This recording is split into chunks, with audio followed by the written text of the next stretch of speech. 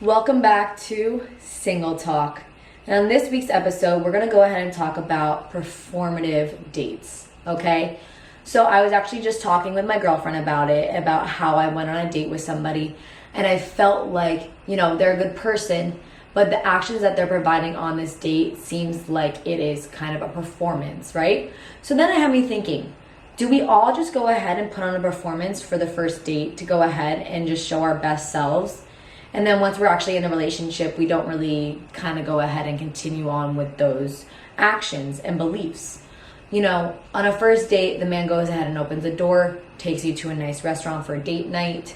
You're just sitting at the table and you're actively participating in conversation, you're listening, you're asking questions. Do we all maintain that as the relationship continues? And is that true to what our beliefs are and who we are as people? Where we're 6 months in, 9 months in, 2 years into the relationship, and we're continuing to do these actions and asking these questions and believing in who we are in this manner? Or was it just on the first kind of couple of dates when we're giving this good impression, and then it slowly starts to dip off where, okay, we don't open the car door.